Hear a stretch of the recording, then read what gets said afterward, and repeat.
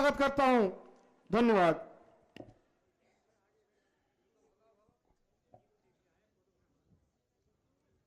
हमारे उत्तराखंड के पूर्व मुख्यमंत्री आदरणीय विजय बहुगुणा जी और दूसरे पूर्व मुख्यमंत्री श्री तीरथ सिंह जी रावत, जो गढ़वाल के सांसद भी रहे, भाजपा जिलाध्यक्ष श्री निर्मल महरा, कैबिनेट मंत्री श्री सौरभ बहुगुणा, श्रीमती दीप्ति रावत, राष्ट्रीय महामंत्री महिला मोर्चा श्री दीपक मेहरा, श्री पूरन सिंह फरत्याल, श्रीमती ज्योति राय, श्री मुकेश कलखुड़िया, श्री रामदत्त जोशी, श्रीमती हेमा जोशी, श्री वीरेंद्र वल्दिया, श्री सतीश चंद जी पांडे और इस सभा में उपस्थित मेरे सभी सम्मानित बहनों एवं भाइयों। इस स्थान पर पहली बार आया हूं कि इसके पहले आ चुका हूं? टमटा जी आए हैं, कई बार आए हैं। कब शिक्षा मंत्री थे? अरे बहुत पहले की बात है। नहीं, जब भी हम आए हों आप लोगों ने याद रखा है, इसके लिए मैं आप सबके प्रति आभार व्यक्त करता हूं, आप सभी का अभिनंदन करता हूं। बहनों भाइयों, आया तो अजय टमटा जी के लिए और अजय टमटा जी ने बतला दिया कि मैंने क्या कर दिया, ये कर दिया, वो कर दिया, ये तोप चला दी, वो तोप चला दी, सब काम कर दिया। अब जब काम हो ही गया तब बोलने की जरूरत क्या है? और ये हुजूम देखकर मुझे लगता है कि आप लोगों ने मन बना लिया है कि इस बार अजय टमटा जी को भारी मतों से विजय दिलाकर हमको दिल्ली की संसद में भेजें। वैसे अजय टमटा जी बहुत ही सरल स्वभाव के हैं। संसद में बोलते हुए भी इन्हें मैंने सुना है, और संसद में जब ये बोलते हैं तो बहुत ही सहजता के साथ, बहुत ही सरलता के साथ। कभी अजय टमटा का आक्रामक तेवर संसद के अंदर मैंने नहीं देखा है। और मुझे लगता है कि उत्तराखंड का एक नागरिक होने के नाते उन्हें यह विरासत में उत्तराखंड से मिला है।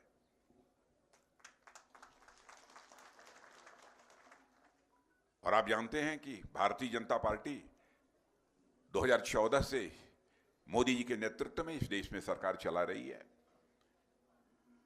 सरकार कैसा काम कर रही है, कैसा नहीं कर रही है, मुझसे बेहतर आप जानते हैं। सरकार ठीक काम कर रही है कि नहीं कर रही है? नहीं, ये बेटी कह रही है कि नहीं कर रही है? करे तो ताली बजाओ।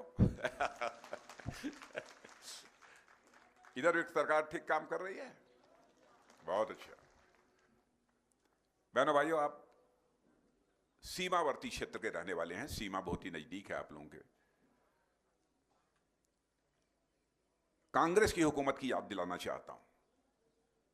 सीमा के नजदीक रहने वाले गांवों को पहले कांग्रेस कहा करती थी कि यह भारत के अंतिम गांव है। सोच का अंतर देखिए, नेतृत्व की सोच का अंतर। हमारे प्रधानमंत्री ने कहा कि सीमा के नजदीक जो हमारे गांव हैं वह सीमा के अंतिम गांव नहीं है, बल्कि हमारे भारत के पहले गांव हैं। इस प्रकार के सम्मान से नवाजा। और उस समय की सरकार यह भी कहती थी, सीमावर्ती जो गांव हैं, सीमावर्ती जो क्षेत्र हैं, उनका डेवलपमेंट मत करो, उनका विकास मत करो, सड़क मत बनाओ, अन्य बुनियादी ढांचों का विकास मत करो, नहीं तो पाकिस्तान वाले आ जाएंगे। जहां पाकिस्तान बॉर्डर था पाकिस्तान वाले आ जाएंगे, जहां चीन का बॉर्डर है चीन वाले आ जाएंगे। इतना डर था कांग्रेस के लोगों को। लेकिन बहनों भाइयों, हमारे प्रधानमंत्री ने कहा कि जो भी हमारे गांव हैं सीमा के पास, हमारे पहले गांव हैं, इसलिए विकास भी यदि होगा तो हिंदुस्तान के पहले गांव का पहले विकास होगा। और आप देखिए, पहले की अपेक्षा तेजी के साथ जो सीमावर्ती गांव हैं उनका विकास हुआ है। इस सच्चाई को तो सभी स्वीकार करेंगे। विकास में क्या क्या हुआ है यह विस्तार में जाकर मुझे बतलाने की कोई आवश्यकता नहीं है। और उत्तराखंड के बारे में जानता हूं कि यह शौर्य और पराक्रम की धरती है। बड़ी संख्या में लोग, यहां का नौजवान सेना में भर्ती होना चाहता है, चाहे वह आर्मी हो, एयरफोर्स हो, नेवी हो, अपनी सेवाएं देना चाहता है। उसके दिल की हसरत रहती है, जज्बा रहता है इस देश के लिए कुछ कर गुजरने का। और मैं आज मैं कह सकता हूं कि हमारे देश की सेना के जवानों का हौसला बुलंद है। मेरे बहन भाइयों,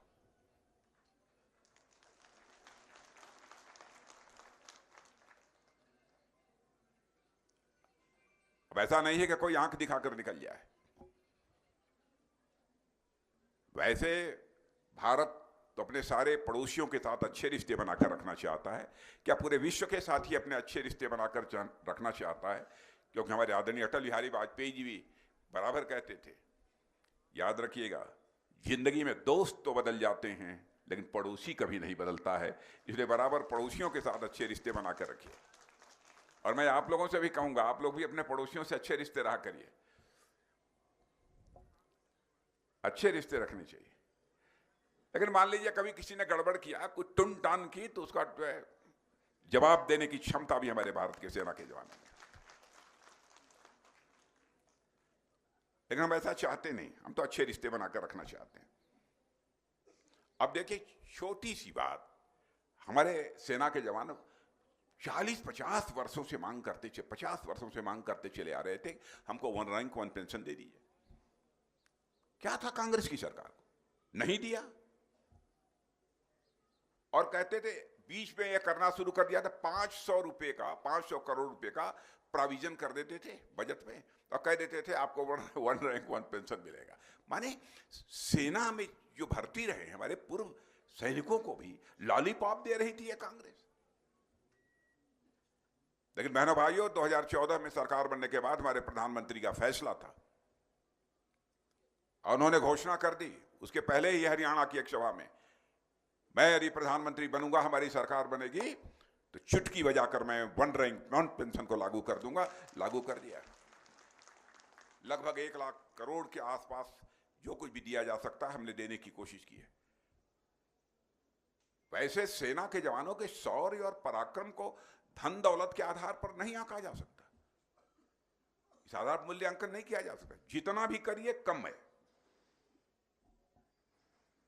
देश तो इस समय आगे बढ़ रहा है, पता नहीं आप लोगों को जानकारी है कि नहीं, बड़े जागरूक लोग हैं उत्तराखंड के, जानकारी जरूर होगी। 2014 में जब हम लोगों की सरकार बनी थी, तो धन दौलत के मामले में, अर्थव्यवस्था के आकार के मामले में, धन दौलत के आकार के मामले में हमारा भारत दुनिया में 11वें स्थान पर था। दुनिया के 10 देश हमसे आगे थे।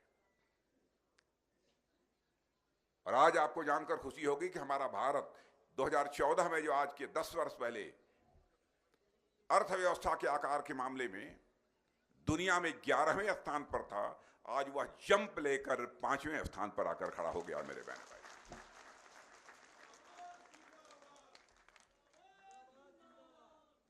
और मैं नहीं कह रहा हूं, विश्व की फाइनेंशियल फर्म्स, जो वित्तीय संस्थाएं हैं, अर्थशास्त्री यह कह रहे हैं, भारत जितनी तेजी के साथ आगे बढ़ रहा है, वह दावा कर रहे हैं कि 2026 समाप्त होते होते ही भारत अर्थव्यवस्था के मामले में, धन दौलत के मामले में दुनिया की टॉप 3 कंट्रीज में आकर खड़ा हो जाए।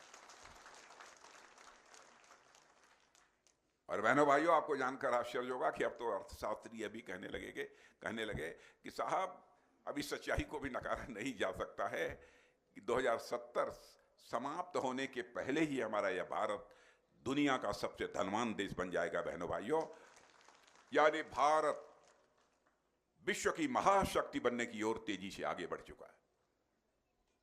विश्व की महाशक्ति बनने की ओर भारत तेजी से आगे बढ़ चुका है। लेकिन हम महाशक्ति बनना चाहते हैं तो किसी देश पर कब्जा करने के लिए हम महाशक्ति नहीं बनना चाहते। हम किसी को गुलाम बनाने के लिए हम महाशक्ति नहीं बनना चाहते। हम महाशक्ति बनना चाहते हैं तो विश्व कल्याण के लिए हम विश्व की महाशक्ति बनना चाहते हैं। क्योंकि भारत के ऋषियों और मनीषियों ने तो वसुधैव कुटुंबकम का संदेश दिया है। पूरा विश्व ही हमारा परिवार है, यह संदेश हम लोगों ने दिया है। और आपको जानकर खुशी होगी, 10 वर्षों के अंदर ही कभी हुआ ही नहीं, दुनिया के किसी देश में जो आज तक नहीं हुआ, 10 वर्षों के अंदर ही हमारे प्रधानमंत्री ने 25 करोड़ लोगों को गरीबी रेखा के बाहर कर दिया। और यह कोई और नहीं कहा, नीति आयोग ने कहा है, जो समय समय पर इन सब सारी चीजों का मूल्यांकन करते रहते हैं। यह कोई छोटी बात नहीं है। कई ऐसे काम किए हैं। अब यहां पर सड़कें कितनी तेजी से बनी हैं, अन्य बुनियादी ढांचों का विकास कितनी तेजी के साथ हुआ है, क्या क्या सुविधाएं मिली हैं, आप मुझसे बेहतर जानते हैं। इसलिए मैं समय आपका जाया नहीं करूंगा बहुत लंबा बतला करके। हमारे पास सब नोटेड है, सब लिखा है। मैं बोलना शुरू करूंगा, 20-25 मिनट का समय उसी में चला जाएगा। मैं जानता हूं देर से बैठे हैं, नवरात्रि का पर्व है, महाशक्ति का पर्व है, इसलिए उसमें समय आपका जाया नहीं करूंगा। और मैं आपसे यही कहने आया हूं कि भारत का कद दुनिया में बहुत ऊंचा हो गया है। पहले भारत अंतर्राष्ट्रीय मंचों पर कुछ बोलता था तो लोग कहते थे भारत बोल रहा है, कमजोर देश है, हमारी बातों को कोई गंभीरता पूर्वक लेता नहीं था। लेकिन आज यदि भारत दुनिया के मंचों पर बोलता है तो सारी दुनिया कान खोलकर सुनती है कि भारत बोल क्या रहा है। यह भारत की हैसियत बनी। पहले भी हम लोग विदेशों में जाते रहे, हमारे बहुगुणा जी भी पहले विदेशों में जाते रहे होंगे। यह हैसियत है भारत की। तो ऐसी पार्टी की सरकार तो फिर से बननी चाहिए ना, कि नहीं बननी चाहिए। अब मैं एक कहानी नहीं है, सच्चाई है। ऐसा हुआ कि हमारे नेवी के, नौसेना के जो कुछ अधिकारी थे, रिटायर होने के बाद कतर में जाकर उन्होंने सर्विस कर ली किन्हीं कंपनियों में। कोई चीज हो गई होगी तो वहां की अदालत ने उठाकर हमारे उन सारे पूर्व नौसेना के अधिकारियों को फांसी की सजा दे दी। बहनों भाइयों, जानकारी मुझे प्राप्त हुई, हमारी प्रधानमंत्री से बात हुई, प्रधानमंत्री जी ने करिश्मा कर दिया। उन्होंने थोड़ा विचार करने के बाद कहा, राजनाथ जी इस पर कुछ किया जाएगा। हर के बावजूद हमारे ही है ना। विश्व की धरा पर कहीं पर भी हमारा कोई व्यक्ति यदि संकट में फंसता है तो उसको भी संकट से उबारने की ताकत यदि किसी के अंदर है तो बहनों भाइयों भारत के अंदर है। आज वह ताकत पैदा हो। उन्होंने कतर के राष्ट्रपति से बात की और आपको जानकर खुशी होगी, जिन अधिकारियों को फांसी की सजा मिली थी, जेल में थे, हमारे प्रधानमंत्री की बात करते ही कतर के राष्ट्रपति ने 8 अधिकारियों की सजा माफ कर दी और वो छूट कर जो है हम बाहर आए। मैं भी विशाखापट्टनम गया था, हमारी एक वहां पर कार्यक्रम था, सभा थी। जब मैं यह बोल रहा था तो वहां कुछ वही नौसेना अधिकारी, 200 नौसेना अधिकारी कतर की जेल से निकल कर आए थे जिनकी फांसी की सजा माफ हुई थी। उन्होंने कहा साहब हम ही हैं, हम ही जेल में थे। ये करिश्माई काम किया है। ये कांग्रेस के लोगों को हो क्या गया है, कुछ समझ में नहीं आता। अब ये बताइए, हमारे सेना के जवान सर्जिकल स्ट्राइक करते हैं और एयर स्ट्राइक करते हैं, ये पूछते हैं कि हे मोदी जी ये प्रमाण दीजिए कि आपके सेना ने सर्जिकल स्ट्राइक की है, एयर स्ट्राइक की है। ये प्रमाण मांगना चाहिए। हमारी सेना के ऊपर विश्वास कर रहे हैं कि नहीं कर रहे हैं? बहनों भाई, बहुत ही दुर्भाग्यपूर्ण स्थिति है। आई कांग्रेस के लोगों को क्या हो गया, ये कहते हैं कि साहब ये भाजपा वाले हिंदू मुसलमान में नफरत पैदा करके राजनीति करते हैं। बहनों भाइयों, मैं साफ तौर पर बतलाना चाहता हूं, 2 बार मैं पार्टी का अध्यक्ष रहा हूं, नीतियों का निर्धारण करता रहा हूं, आज भी उस टीम में हूं। भारतीय जनता पार्टी जाति, पंथ और मजहब के आधार पर राजनीति करने वाली नहीं है। हम इंसाफ और इंसानियत के आधार पर राजनीति करने वाले लोग। अपनी कमियों को छिपाने के लिए हमारे ऊपर आरोप चस्पा करने की कोशिश मत करिए। यह स्वस्थ राजनीति का तरीका नहीं है, इसे हेल्दी पॉलिटिक्स नहीं कहते। आपने तमाशा बना दिया है, जो बनाता है बोलते रहते हैं। अब आप समझिए, हम हिंदू मुसलमान में भेदभाव करके राजनीति करने वाले लोग होते। अरब के 5 देशों ने उनका जो सबसे बड़ा सम्मान उनके देश का होता है, उस सम्मान से यदि किसी को नवाजा है तो भारत के प्रधानमंत्री नरेंद्र मोदी जी को नवाजा है। हाँ बताओ, उसके बावजूद भी वो कहते हैं। या कभी कांग्रेस के लोग मिले या समझाया करो आप लोग तो कुछ नहीं, या जल्दी सब मानने को तैयार ना हो तो उनको बैठाइए, पानी उनी पिलाइए, खिलाइए, समझाइए।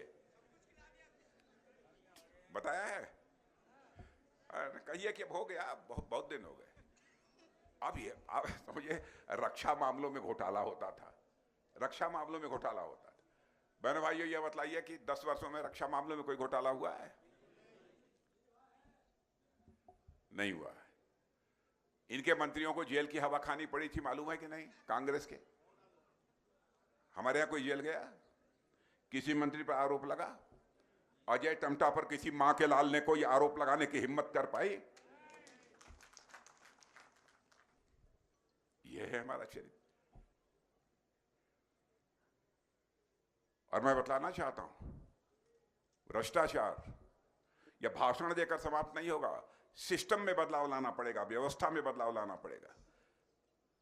अब आप देखते हैं, जनधन, आधार और मोबाइल की ऐसी त्रिमूर्ति हमारे प्रधानमंत्री ने बना दी कि दिल्ली के बैंक से 100 पैसा चलता है तो 100 का 100 पैसा आपके खाते में पहुंचता है। एक पैसा भी भ्रष्टाचार की भेंट नहीं चढ़ने पाता। और राजीव गांधी जी जो थे, अब बेचारे भले आदमी थे, लेकिन वो यही कहे कि क्या करें, हम 100 पैसा बैंक से भेजते हैं दिल्ली से, लेकिन 86 पैसा बीच में ही लोग खा जाते हैं, 14 पैसा लोगों के पास पहुंच पाता है। तो इस चुनौती को हमारे प्रधानमंत्री ने स्वीकार किया। उन्होंने कहा, यह कैसे होगा, मैं देश का प्रधानमंत्री हूं, दिल्ली के बैंक से 100 पैसा निकलेगा तो 100 का 100 पैसा लाभार्थी के जेब में पहुंचेगा। करके दिखा दिया। माताओं बहनें, अब शायद ही कोई अब परिवार नहीं होगा जिसमें कि गैस कनेक्शन ना हो। मैं सही कर रहा हूं, गलत कर रहा हूं, ताली मत बजाइएगा। सही है। अब 5 लाख रुपए का मुफ्त इलाज। अब देखिएगा आगे क्या होता है। गरीबों का 5 लाख रुपए तक का मुफ्त इलाज आयुष्मान भारत योजना के अंतर्गत। घर घर में शौचालय बनना चाहिए, यह इस प्रधानमंत्री ने चिंता की।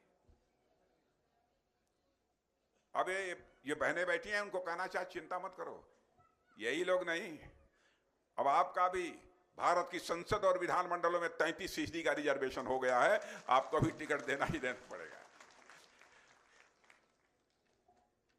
आपको भी टिकट देना ही पड़ेगा।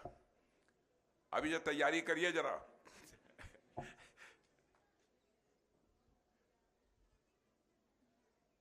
बस यही कहना चाहता हूं कि सारी दुनिया कह रही है कि 21वीं सदी यदि विश्व में किसी की होने जा रही है तो भारत की होने जा रही है। बहनों भाइयों, आपका आशीर्वाद चाहिए। कांग्रेस का जहां तक प्रश्न है, कांग्रेस लुप्त होती जा रही है, लुप्त होती जा रही है। हमारे बच्चों ने, इन बच्चों ने पढ़ा होगा, डायनासोर का नाम सुना है?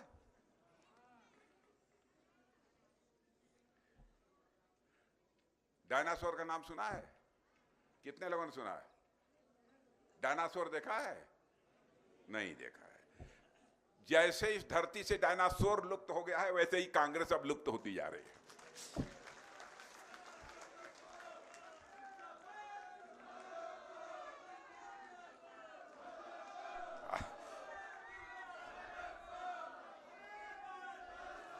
माननीय राजनाथ सिंह जी जिंदाबाद, माननीय राजनाथ सिंह जी जिंदाबाद। मैंने भाइयों, अब कांग्रेस को माफ कर दीजिए, कांग्रेस को माफ कर दीजिए, हालत ठीक नहीं है।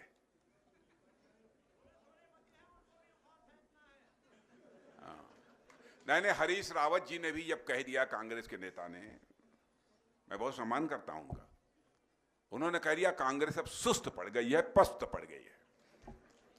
उन्होंने खुद भी कहा।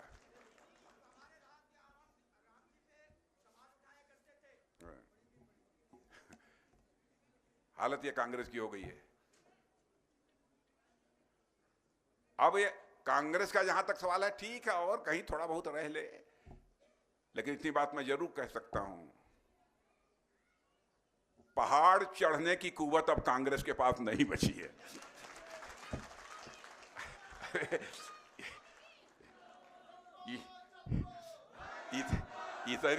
इतनी ऊंचाई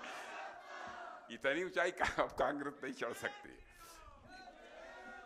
ये भाजपा के ही बस का है। तो बहनों भाइयों, जिताइए, और क्या, चलें अब। कहां है टमटा जी? देखिए, दवा दारू की व्यवस्था भी सब प्रधानमंत्री ने कितनी सस्ती कर दी है। दारू नहीं, दवा। पहले जन औषधि केंद्र, खुल गए हैं। बहनों भाइयों, वैसे जो दवाएं 100 पैसे में मिलती थी, जन औषधि केंद्रों पर 75 और 80 पैसे में आपको मिल जाएगी।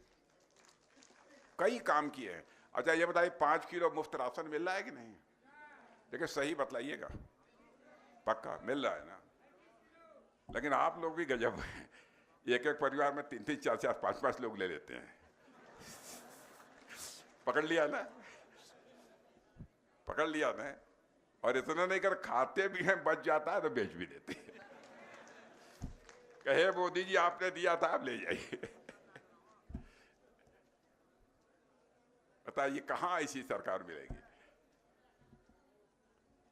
तो बहनों भाइयों, बस जिता दीजिए, यही अपील करने आया हूं। फिर कभी आगे मिलेंगे। आप सबको बहुत बहुत धन्यवाद।